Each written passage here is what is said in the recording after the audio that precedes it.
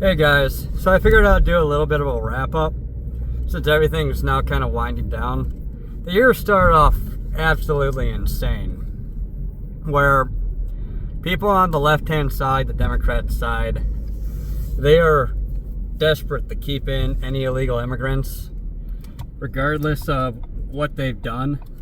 And well, the majority of them aren't like violent criminals.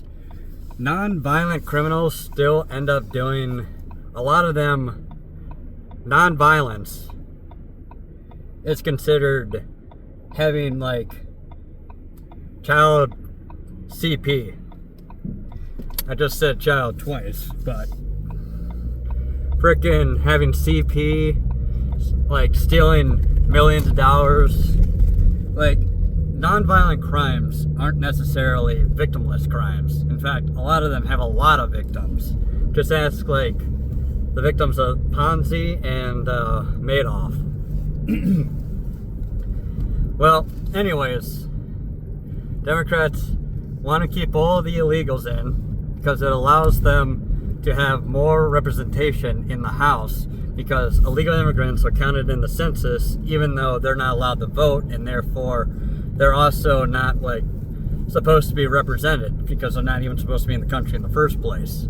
In fact, according to studies going on so far, is that it seems at least 6 House seats are going to Democrats when they should be going to Republicans, because the population of red states has been underestimated and the population of blue states has been overestimated.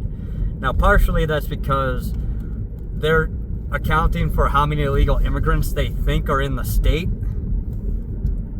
but it is unfair for the GOP because they have less representation than they're supposed to. And they think that if you get rid of all the illegal immigrants, if you just cut them out of the census altogether, as many as 18 seats will have to be redistricted to different states, which means probably about half of those would actually go to Republicans. So somewhere between 9 and 12 seats right now are controlled by Democrats that should be controlled by Republicans. Now, again, I have no particular issue against the Republicans or the Democrats. Both have their issues. But it's just been that the Democrats have been the side that's been saying that everyone is a neo-fascist, and or trying to like get everyone worked up, angry, and violent. They keep saying stuff that obviously will lead to violence, like saying that everyone is on the right-hand side. Anyone right of Stalin, basically. It's trying to like destroy people's lives and take away their rights, and they're basically the Gestapo, the modern day Gestapo. Really over-the-top rhetoric that's encouraging a lot of very angry people on the left-hand side. And doing studies, people who are mentally ill tend to lead towards the left-hand side because they have more issues, therefore they need more government support, therefore they want bigger government, therefore they want to vote in more Democrats. But when you are actively causing more mental issues, getting angry all the time, causing hormonal imbalances in yourself intentionally, getting like propagandized into thinking one side is running a Gestapo. Of course, the left-hand side also being more mentally ill and being fed all of this hyperbolic rhetoric is becoming more and more violent. That's why I've been on the GOP side for a while now. And again, I'm anti-McConnell, anti-John Thune. Like, I don't like those rhinos, those guys who just do not want to make any changes whatsoever. They go as slow as possible. They won't enact the will of the people. When 83% of the country want voter ID, and Republicans are like slow walking it for some reason, and Democrats are pretending that those studies don't exist. I mean, mean, when you have a guy, a stroke victim, in John Fetterman, who is recovered pretty well, I would say. I'm actually, like, he's still, like, further left than I would like, but he's actually being honest. He's pointing out that, hey, we, like, not even 10, 20 years ago, all Democrats wanted all illegal immigrants out of the country as well, and they wanted all immigrants to speak English, first and foremost. Nowadays, you'll be lucky to have them even admit that they want them to speak either English or Spanish. They don't care if they speak Arabic or any other language, like Armenian or whatever. Like, it's hard to even get them to agree that everyone should at least speak English or Spanish, which is insane. Everyone in America speaks English, or at least they should, like the grand majority of people. A small minority of people speak Spanish. So you would think that you would want people to speak English first and foremost, and then maybe Spanish as a second language. And there's people inside the country who don't speak either. So, wrap up for the first 2 months that have seemed to gone on for an entire year at this point, is that Democrats got really upset that Trump was doing what he promised to do and getting illegal immigrants out of the country, focusing on the violent and the fraudsters and the ones dealing in CP and other nonsense like that. He's been trying to get all those guys out, and it's been going fine all across the country. Just small issues here or there, a few rioters, a few protesters, a few people being arrested for getting in the way of law enforcement, but nothing too serious until it came to Minnesota and Minneapolis in particular, where the elected officials in Minneapolis were actively encouraging people, putting hundreds of protesters in signal chats, encouraging more violence, putting out more like hardcore rhetoric saying that these guys are the Gestapo, do everything you can, make sure to resist them everywhere you can, and sending out their mentally ill, angry people who have nothing left to live for, people who have terrible lives and have not been able to like get any sort of stability in their lives, either mental, financial, what have you, psychological, spiritual. And these people go out and they get angry because they have a lot of things going on, and they think that Trump is running a Gestapo, and they get violent, and then they start getting in the way, and that gets people who are trying to do their jobs like tense because they don't know who's going to start pulling out a gun and getting violent. And then the local police and the state police, who should be like at least keeping people away from these active like crime scenes in many cases, trying to pick up violent offenders or people who have committed a lot of fraud. Now ICE and Border Patrol have to do the job of local police and their own job. Now they're stressed out, and now they're having to deal with a bunch of crazy people. Honestly, protesting is one thing. Attacking a Border Patrol dude who's just setting up a cordon. He's not arresting anybody.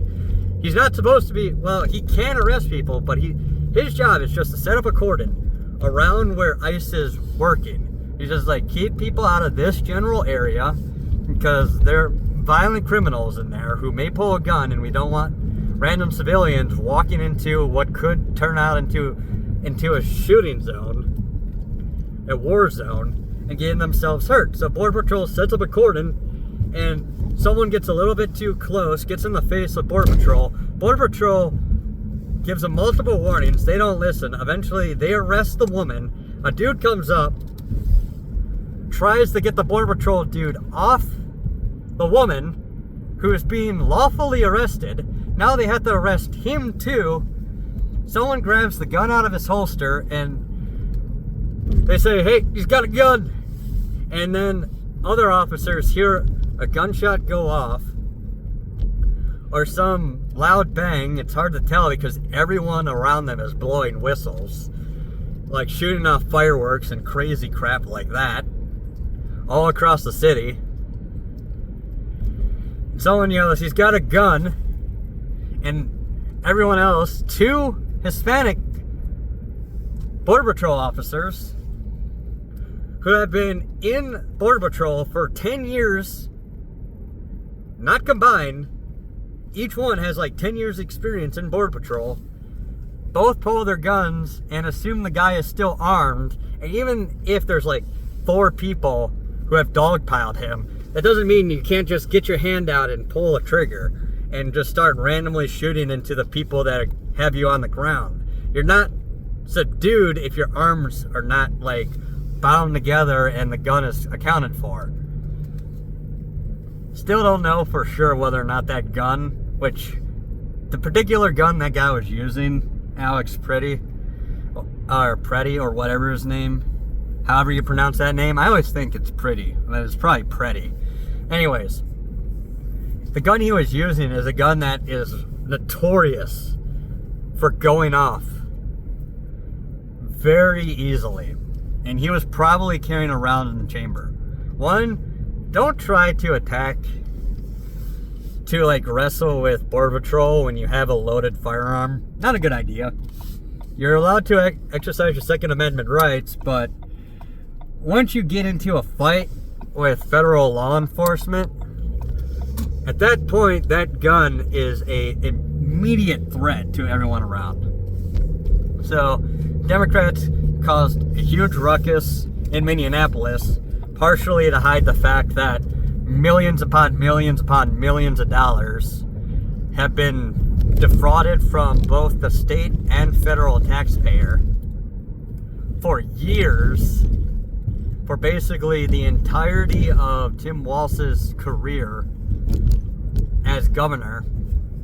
And it's obvious that they were trying to distract a little bit from that. So they wanted as much chaos and mayhem as possible. And while they pretend that they didn't want anybody to get, well, I'm going to give them the benefit of the doubt and say they didn't want anybody to get hurt. But when you're actively telling everybody that the Gestapo have come to town and have taken your neighbors, and that you need to actively resist, get in the way, blow whistles, arrive at every scene, start screaming at federal law enforcement, film everything they're doing, make sure to disrupt them as much as possible, to the point where people were even setting up checkpoints and asking for everyone's papers and IDs as they came through. Random civilians set up random checkpoints in the street and stopping everybody who's coming through and asking them, who are you? Are you a cop? Are you federal law enforcement? Are you a journalist? Are you a civilian? Are you on our side? Do you hate ICE like we do? Show us your ID! Or what? You're gonna detain me? Amazing nobody got shot trying to do that, by the way. Absolutely incredible for the civilians having to deal with that crap. Not just gutting it through there or trying to fight their way through. Because that's absolutely insane. You're trying to get home and some random protesters that aren't even from your state show up and set up a cordon in the street and are asking everybody coming through for their IDs. Dear God. Absolutely insane. Oh, and apparently now Democrats think it's okay to break into a church and start protesting, interrupting services, start screaming at women and children, especially the children, screaming at children, saying that their fathers and mothers are neo-fascists and they should be ashamed and they should be brainwashed like the rest of them. Then teachers are illegally taking students out of their classrooms without parental consent, sending them to protest ICE, and a lot of these students have no training whatsoever in how to protest properly. At least a lot of the people who are in those signal chants have been told hey, you can do this, you can do that, you can film this, you can't don't get too close, don't interrupt, don't get in the way. And even they are still being arrested en masse because they refuse to listen to basic tenets of how you're supposed to protest legally without like getting into a fight or interfering with the criminal investigation. Obstruction of justice and what have you. Instead, they're sending like 15 and 16-year-olds who have absolutely no worldly experience, absolutely no training, have absolutely no idea how to legally protest, who are throwing rocks and snowballs and frozen bottles. A lot of the protesters, the regular protesters, were doing that too, which again, it's illegal to throw snowballs at passing cars. I mean, I did that when I was like 15. I got screamed at by a father for doing that, and rightfully so. But like, you're throwing like rocks and like ice, like solid ice bottles at cars, and like destroying vehicles. And like, you throw an ice bottle at a car, you can break the windshield, and the windshield can, like, that could kill somebody depending on how fast they're driving. Goes in the crash. Like, that's 100% illegal. And now you have like these 15 and 16-year-old kids getting arrested, thrown in jail, not prison, screaming for their mommies, literally screaming for mommy. Like, there are videos of like this girl who got arrested because she attacked federal law enforcement. And she'll be lucky if she's not charged as an adult. And even then, she might get sent to juvie. And she's screaming for her mommy. Like, and again, a lot of these teachers are bringing students out of the classroom illegally. Because you can't just take a student out of the classroom without parental consent. Like, you can't even hold class outside on the football field, oftentimes without parental consent, depending on what state you're in, let alone off school campus. So Democrats are causing as much problems as possible, and it's like, okay, I get what you're trying to do. You're trying to like protect the people who just came here. Maybe they're here illegally, maybe they've been here for a while, and they've been completely lawful except for that time they came in here illegally. And they have done nothing else besides that the entire time. They've been trying to like pay their taxes. They even got like they haven't voted in any elections.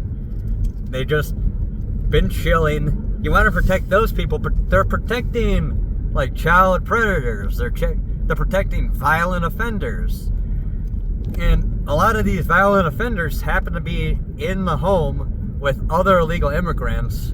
And when somebody comes in and to arrest that violent offender and they find like 5 other relatively like non-violent offenders, illegal immigrants in that house, all of them are going to get picked up at the same time because, well, our job is to pick up illegal immigrants. You may be a non-violent offender, but you're in the house safeguarding a violent offender. We have to look into see if you guys have been like aiding and abetting their crimes too, and you have to get sent out of the country anyways because like all illegal immigrants are in the country illegally.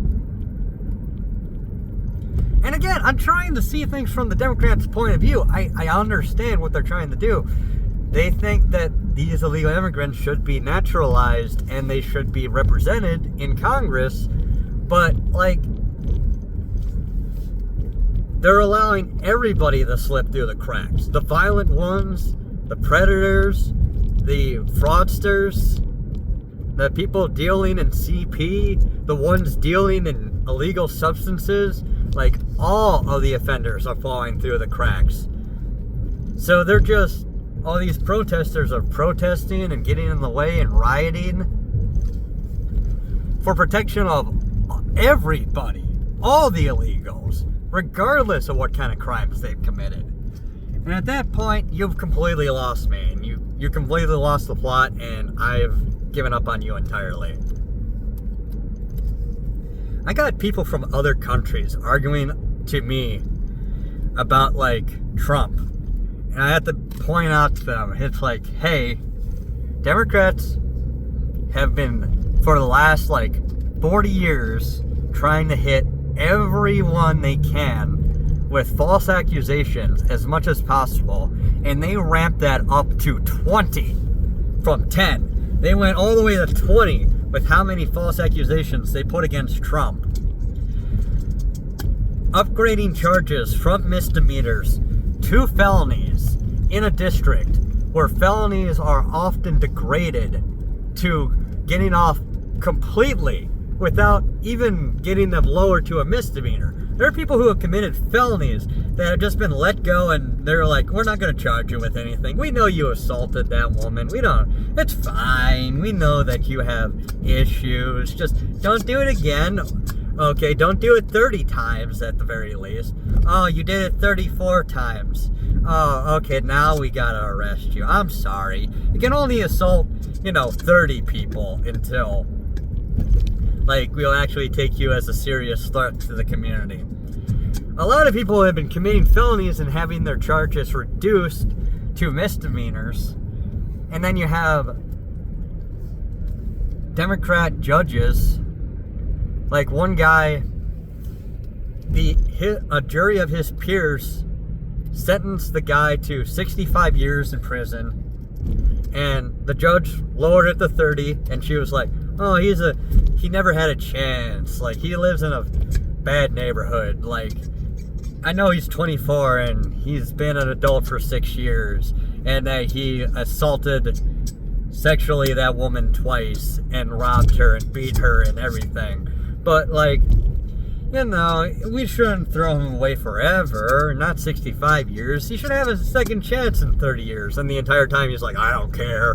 Yeah, I'm gonna, if all these people weren't here, I'd beat you too, and I'll take advantage of you as well. And you're such a stupid idiot. The dude the entire time is insulting the judge, threatening the judge, saying that he'll do it again and he enjoyed it and he loved it. And it's just everybody was even the jury, who probably all voted for Democrats since the 90s, all think this guy's insane and that he should go to jail for 65 years. And the judge is like, no, that's racist. You see, we're both black, therefore I understand his plight. That's what do you mean you understand his plight? You mean you can sympathize with him, taking advantage of a woman twice and beating her and robbing her? You feel sympathy for him doing that? You can understand why he would do something so horrible? I mean, there's empathy, and then there's being a psycho. Because you really shouldn't feel that much empathy for somebody who's a complete psychopath. Because feeling empathy for a psychopath means that you understand completely why the psycho did what the psycho loved doing. And that kind of implies that, you can see yourself also enjoying doing something as heinous as that. So yeah, there's a lot of judges that really shouldn't be judges. A lot. There's a district where every judge was a former prosecutor. So they're all hanging judges. They'll sentence everybody who comes through. So there'll be a whistleblower that comes out who says, hey, the American government has been spying on American people and has been engaging in torture with foreign adversaries. Straight up medieval kind of stuff. And they'll send them to the district where everybody, at minimum, has to get 2.5 years. There's no innocent going in that district. Doesn't matter if you're a leftist, right wing, doesn't matter. You're going to get sentenced. Because that is where they send the traitors. The ones that inform the American people that the CIA or the FBI have been illegally spying on the entire country. The people that are not allowed, for one reason or another, to be considered whistleblowers, despite the fact that they are calling out people. Specifically, I'm talking about James O'Keefe. He interviewed a former CIA operative who had never engaged in torture himself, but he said he came out and he knew that, like, he got contacted by a journalist, and he got kind of tricked into agreeing into an interview, and he kind of, like, accidentally ratted out his colleagues because he was like, I never engaged in torture, not me. And they're like, oh, well, you can come on and defend yourself. And that kind of gave the journalists, like, oh yeah, we engaged in torture, but this particular guy didn't. And then a journalist asked George W. Bush about it, and Bush is like, no, we don't do that. But if we do, it was one rogue CIA operative. So the guy who made the mistake, he was like, oh God, they're going to throw me under the bus. They're going to claim that I'm the guy who engaged in all of those illegal activities. So he became a whistleblower, and instead of given whistleblower protections, he ended up being sent to that district in Virginia, I believe, where all the hanging judges are. And under Obama, he got charged. It's like people saying that Snowden also should be, like, pardoned. And I think at this point, he's been punished enough. I'm very ambivalent on Snowden, because I don't really know too much about his case. But I kind of bought into, like, he's a traitor kind of line. And I still kind of lead in that direction. But at some point, if he was actually talking about, like, we're being illegally spied on, then yeah, he should be pardoned at this point. He's been punished way more than enough. And apparently he has very bad health issues too. He's got, like, really bad seizures. He should be allowed to come back at this point. Now, the CIA operative that got interviewed by James O'Keefe, I think he should actually be allowed back into the CIA, honestly. And he should be, like, pardoned for that, because he came out and admitted that we were illegally, like, torturing prisoners when we shouldn't have been. And they found that we know from, like, studies and from, like, after action reports that torture doesn't work. They just admit to something. They just admit to enough stuff until they stop being tortured, and then when people look into what has been said, they realize, oh wait, no, we can't, this is unusable, or this is just false. Like, this didn't help us at all. It's better to prey to their ego, or try to, like, get in contact with their contacts instead. Again, just wild. Just absolutely wild. This year has been so long, and we're barely, like, halfway through February. Just crazy. And again, I have to blame most of it on Democrats, because every time a Republican's in office, they protest to the high heavens and get a whole bunch of mentally ill people out on the street, causing a whole bunch of ruckus and violence and getting in the way of federal law enforcement. They didn't care what Border Patrol and ICE were doing under Obama or Carter or Clinton. Hell, they didn't care what Border Patrol and ICE were doing under George H.W. Bush or Reagan or George W. Bush. But as soon as Trump's in office, Border Patrol and ICE, who have better records now than ever in terms of how many people they arrest versus how many people they falsely arrest versus how many people end up, like, not being taken in, as opposed to people ending up in a body bag. Border Patrol and ICE have never been better in that regard. Democrats are trying to cause as much problems as possible, which are getting people hurt. And even with those 2 deaths at the beginning of the year, Border Patrol and ICE are still doing way better than they have in years prior in their accuracy and taking people in alive. So, they're causing all this ruckus for basically no reason and causing a whole bunch of stress, and now they're saying, no, we don't need Border Patrol or ICE whatsoever. We just want to bring in all the illegals so that during the next census, we'll get 50, Democrat seats instead of, 12.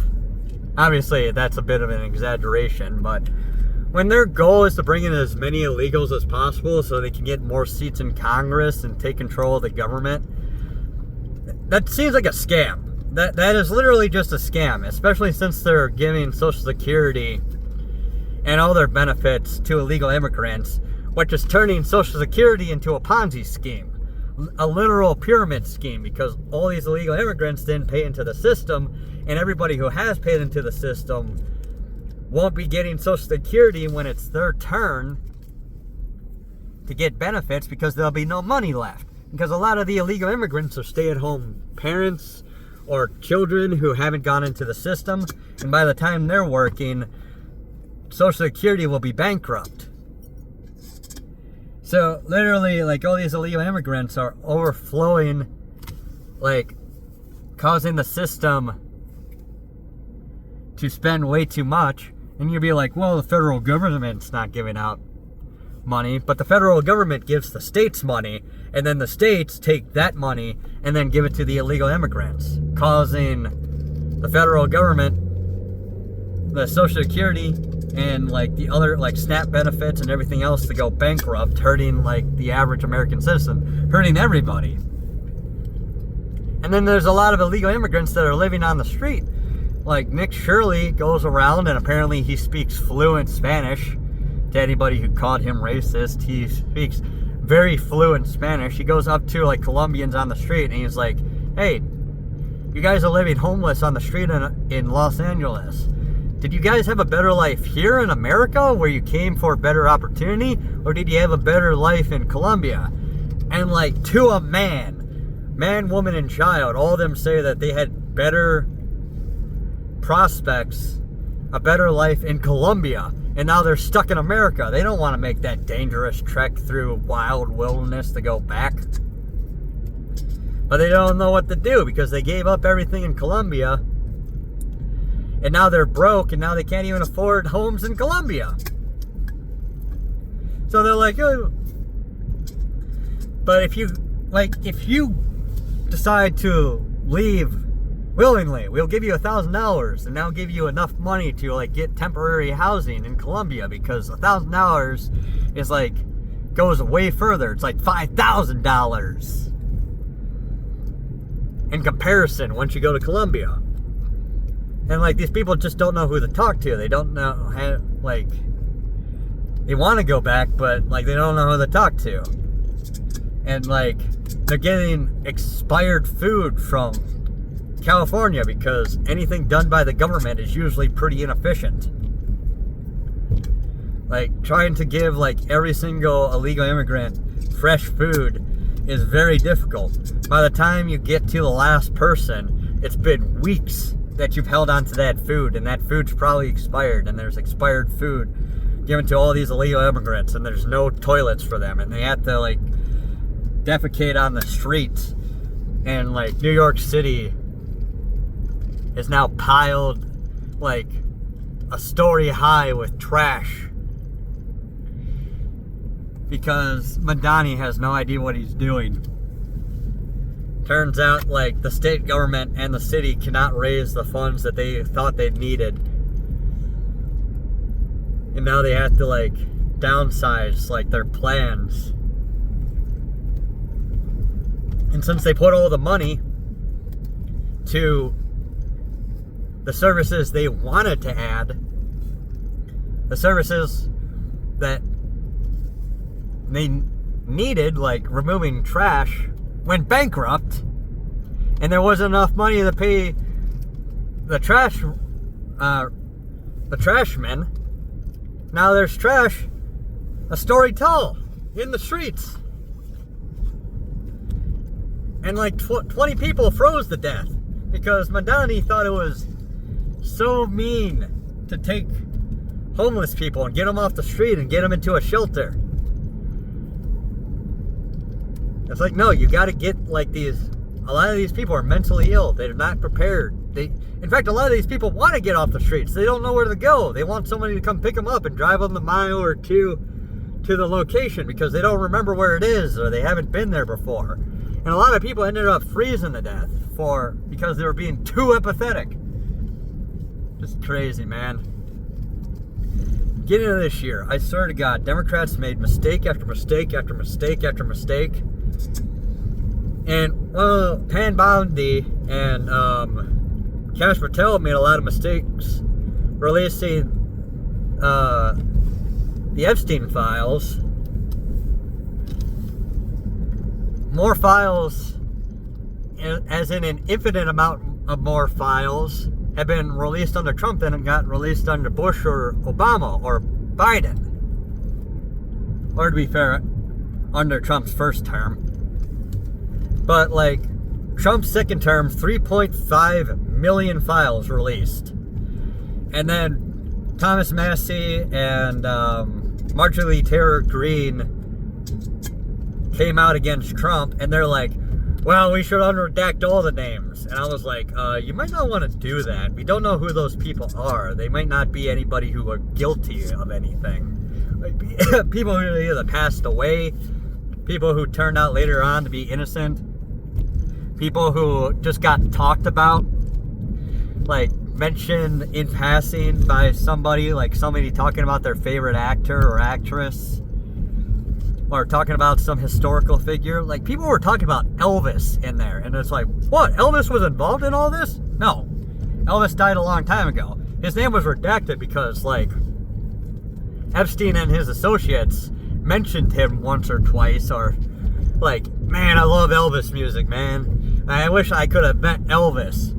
Like, oh yeah, I met Elvis back in, like, the 70s, and it's like, oh yeah, Elvis met this guy back in the 70s, about 2 decades before Epstein started trafficking in women. That doesn't mean Elvis is guilty of anything, but why drag Elvis's name through the mud? They just redacted his name. And then, like, Thomas Massie comes out and lists a bunch of names of people, including, like, one random Joe off the street. And that guy got fired from his job. He probably got, like, blacklisted from getting a new job. And, like, his family probably disowned him. And it turns out that, no, that guy was completely innocent. He was put in a lineup because he kind of looks similar to a criminal. So they put him in a lineup. And, like, the witness came in and fingered somebody else. And that guy went home. He hadn't done anything wrong. He just happened to kind of look like the guy, or he happened to be in the neighborhood and got picked up by the police. And he was completely innocent. Luckily, that dude got his job back when his name was cleared. But it was like, Thomas, Mr. Massie, I know you're a libertarian, but there's a good reason a lot of these names are redacted. Like, there are innocent people in there who are just mentioned in passing, people who were in a lineup, who hadn't done anything wrong, who just happened to get picked up because they happened to be in the wrong place at the wrong time. They didn't do anything wrong. Well, Thomas Massie is now going to probably get primaried out. Marjorie Greene decided to not finish out her term, despite the fact that she could have. And that lowered, like, the Republicans', like, threshold in the House. And it's like, Democrats, for the most part, refuse entirely to listen to reason. They just, like, have to vote along party lines, or else they'll be primaried out too, despite the fact that a lot of them are in moderate areas who support, like, what the Republicans are doing. So those guys are probably going to get primaried out by more extreme Democrats because they're going against the moderates, and the moderates are not going to show up to vote for the moderate Democrats. So those guys are going to lose their position, and they're going to lose it to people who are even more extreme. In some cases, the moderates will come out and support a Republican, and a Republican will take over that seat. But when every Republican votes one way and every Democrat votes another way, if you're in a moderate district, that might tip the scales on whether or not you win a primaries and whether or not the party will flip. Depending. I can see Shiri Thandar losing his primaries. A Democrat's going to win in that district because it's like an 80 Democrat district. But he keeps trying all this stuff and he keeps humiliating himself. He might win because at least he's trying stuff, but I think he's just going to end up getting replaced by somebody who's more moderate, because they tried to replace him last time as well. God, I think Republicans, realistically, based on what Democrats are doing, based on like as much ruckus and like as much like how many of them have been caught up in the Epstein files, like a lot of Democrats are in the files, a lot of like what Democrats support, like transgenderism stuff is in the files. Like Epstein like funded research into that and he helped push that stuff. A lot of that stuff is going to come out to the fore, and a lot of Democrat policies turned out to be supported by Epstein. And a lot of Democrats got, like, 90% of Epstein's, like, donations went to Democrats. As much as people are saying that Democrats are going to win in November, given everything that's going on now, if the election was held today, with all the stuff that's coming out against Democrats, Democrats would lose. And I think it's only going to get worse from Democrats from here on out. And I kind of want them to, because the first 2 months of the year, Democrats went absolutely crazy. Absolutely insane. So, anyways, as much as I want to kind of defend Democrats here or there, I can't. Like, there's no justification for, like, defending Democrats whatsoever. Oh yeah, and one of the few Democrats I like had a modicum of respect for, Abigail Spanberger, immediately came in, raised taxes up the wazoo, gerrymandered the hell out of her state so that every single one, every single one except for a single seat, House seat out of Virginia, will end up being Democrat, which will cost Republicans a seat. That's going to court, by the way. That gerrymandering is going to be completely, like, dismembered by the courts.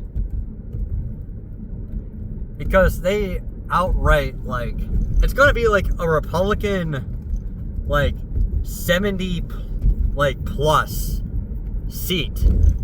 And then, like, the district next door is going to be, like, 45% Republican. Where it should be, like, both districts should end up being, like, 55 to 60%. Yeah, that gerrymandering is going to be torn asunder in the courts. And she raised taxes so high that people are now fleeing Virginia. And during the next census, Virginia is probably going to lose a seat in the House, too. And I respected her. She spoke out against Nancy Pelosi and her insanity a few years back. And she decided to go full, like, wife beater on her state. Talking about Abigail. But anyways, yep, Democrats screwing the pooch across the board. And a few Republicans here or there. I'm kind of ambivalent about replacing Bondi and Kash Patel, because they're still loyal, but at the same time, they're... Bondi, at the very least, seems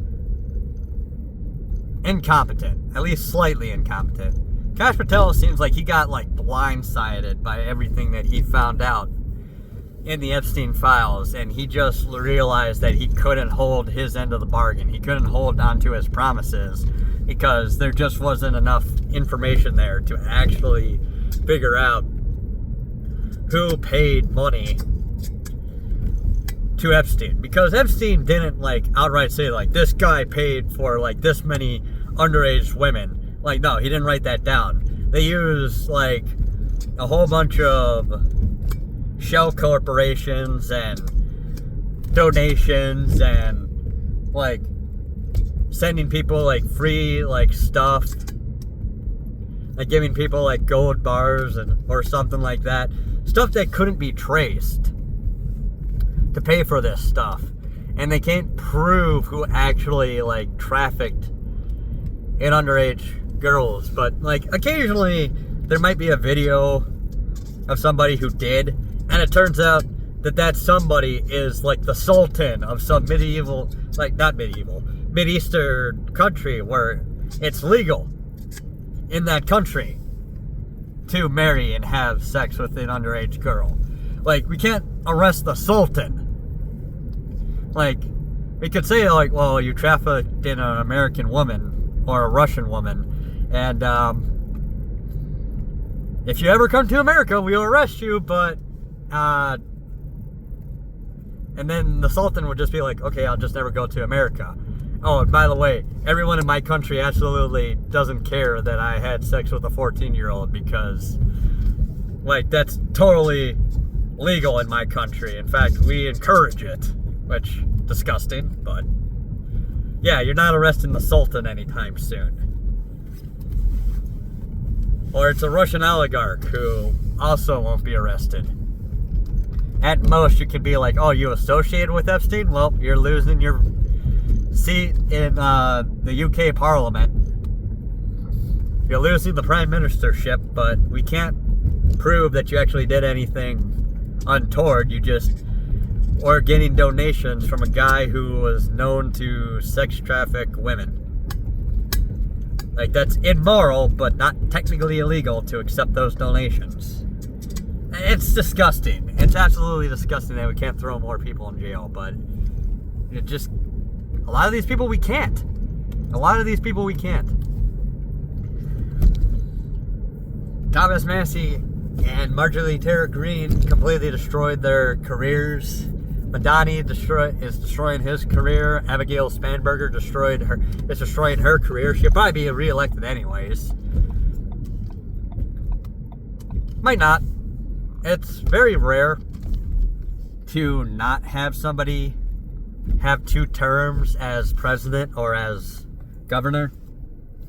I mean, President Trump not being re-elected in 2020 was such an outlier that it made a lot of sense that he would win in a landslide in 2024, especially since they elected Biden of all people, who was suffering from prostate cancer since before he started the run for office. It takes a long time for cancer to metastasize in the bone, by the way. Anyways, I'll leave it there.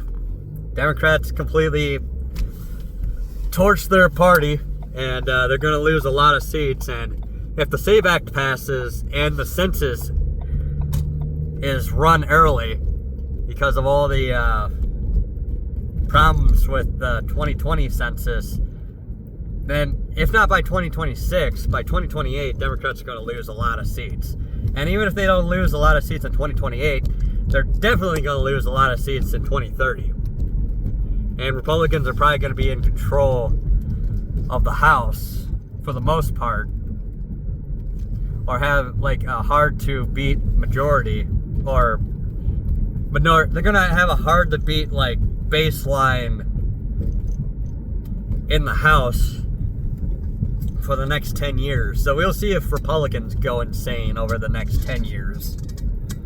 But anyways, I'll leave it there. That's a wrap up for the first 2 months. And 50 minutes for the first 2 months. First month and a half of the year. God, there's a lot to talk about. Dear Lord. Should almost make this a 2-parter, but I didn't stop halfway through, so I can't do that. It's going to be a huge video on 2 days from now.